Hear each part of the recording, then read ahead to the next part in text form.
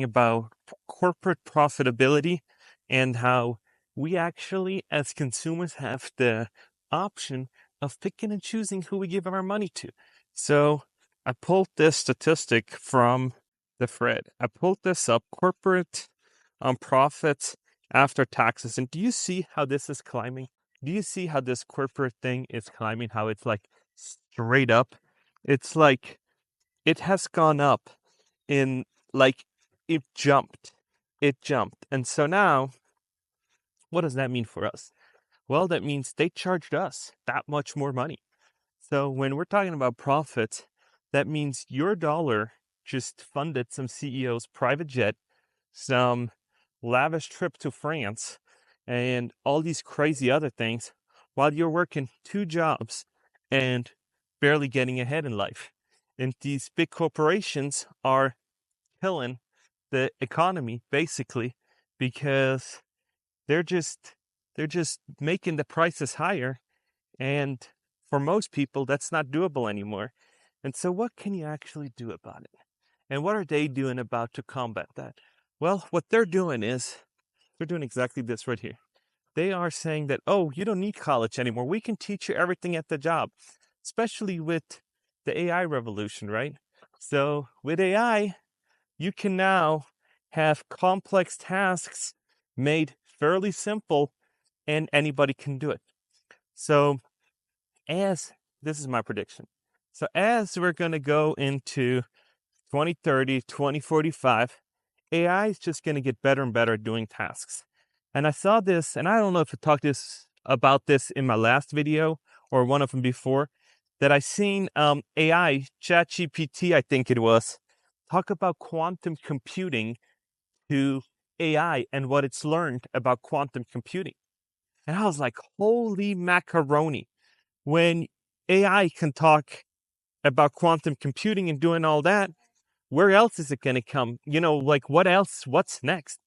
So my air conditioner at my Airbnb went out, and I had to call an air conditioning company after hours because my Airbnb, it needs these guests need air conditioning, right?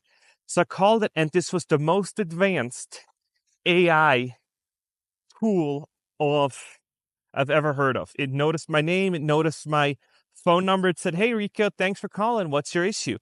Have you checked your thermostat? Is it?" And it pre-done everything. It like asked me all the right questions. And I actually worked in air conditioning, so these were the questions that I would have asked. And it then it said like, "Hey, thanks. Let me get back to you with a real human to schedule a call. Seems like your problem needs a tech out." And bam, they called me 30 minutes later to schedule a tech. So it is so amazing what AI can do. It's almost freakishly scary. And you don't need to know about anything that college teaches you. You just need to know how to type and use a computer.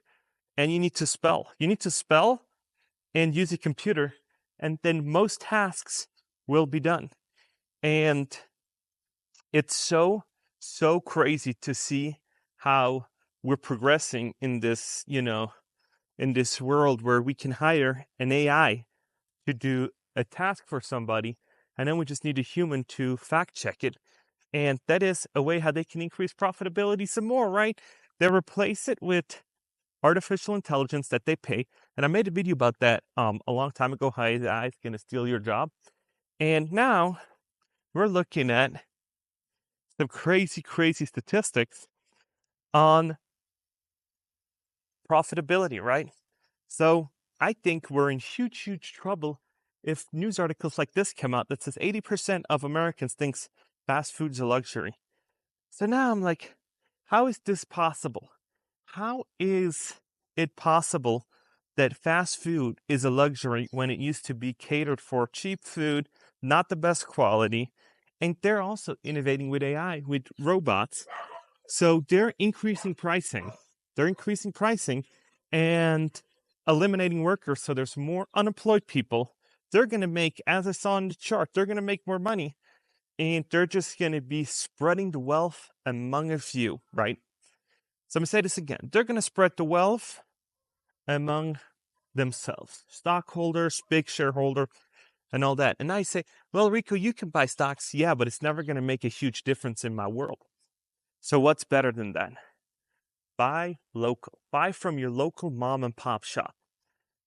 So what do I mean by that? It's like when you go to Chipotle and you see the CEO come on, and I, I truly, truly want to stop buying Chipotle now, because the guy was like, you just need to give him a little, and they'll add more rice. They'll add a bunch more stuff to your bowl if you just give him a little.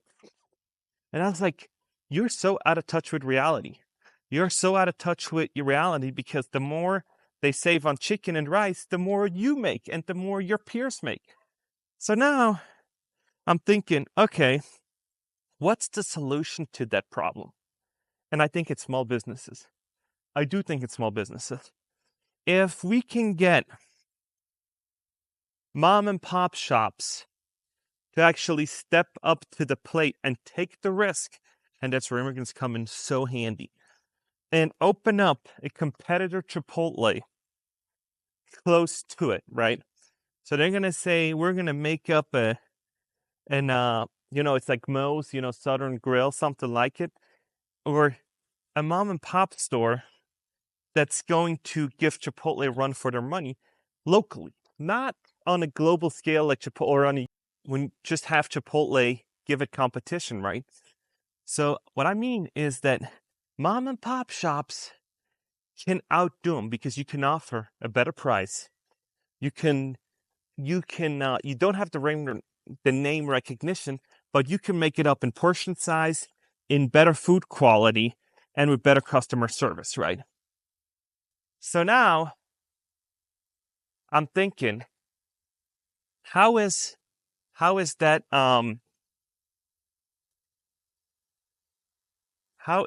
possible? How is it that most people will not do that or will not take out the risk, right?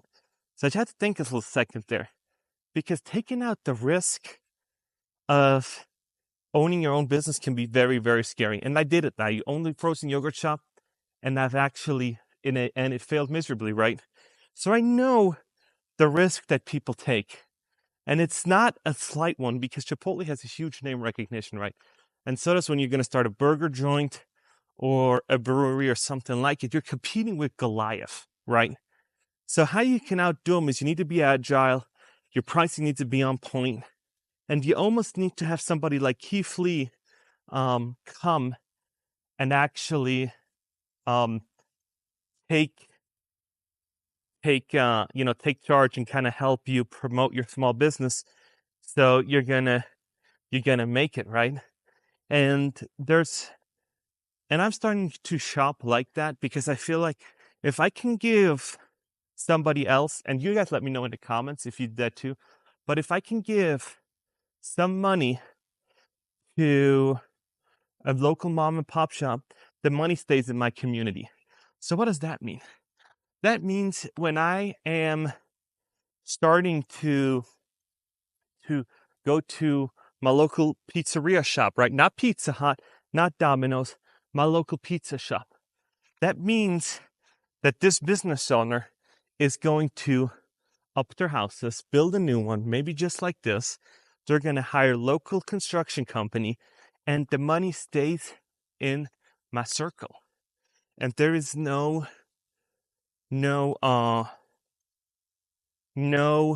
rolling it into high office buildings in New York, where the money's used for who know what, giving it to campaign people that you don't even agree with, or they use the money to fund trips to Turks and Caicos and doing crazy stuff. No, it's going to go to an owner like this, or maybe a little fancier, and they're going to keep up the community. And I look at it, and it's like, who's the major, high school donors and doing all that? It's like these local mom and pop shops that have the billboards of high school, right? Also, when I walk by these high schools, and you guys let me know in the comments, why is there that in school or in college or something like, or not college has big money, but in in the high schools here, I see local mom and pop shops sponsoring the football team, sponsoring the swim team. And it's not these big corporations like Domino's or anything else. No, it's these local mom and pop shops. So there's so much thing to be said about these small businesses. And I'm really, really hoping that if I can just have one or two people actually open up a business, a small business, and try to take the leap of faith and trying to do it, because there's so many great people out there that can do it, that it would really, really help out the economy. It'd really help out your neighborhood. And the more small businesses we have, the better it's going to be. And the more you're going to compete with the Domino's, Pizza Hut, Wendy's, and all that. Because I'm tired of these big corporations. I want my money to go to my neighbors. I want my money to go to people that I actually know, that I can actually talk to, that are actually in the stores. So when you're going to go to, that's why I love supporting local food trucks and all that, because they're not corporate owned. So it's so crucial to me to advocate for these people and these small businesses. So corporate profit's going to come down, and they need to stay lean and mean, so they can't jack up the prices by whatever they want. And when I see influencers online talking about, we really gotta make Chipotle give back your portion sizes, that's not the right thing. What we need to do is further small businesses to compete with Chipotle. And all of a sudden, Chipotle needs to give them bigger portion sizes and needs to do way, way better at catering to their customers, because they're competition. And I don't think that there's enough competition for these big corporations. And when you look at PepsiCo, they own like the majority. They own like almost everything. And so does Nestle, so does Coca-Cola. And so I'm like ready for, these fast food giants to get some competition. And I'd love to see that. I would love to see people compete with the local Chipotle and Burger King, PepsiCo, bring up better products. And you guys let me know what you think about this. And I'll see you in the next one.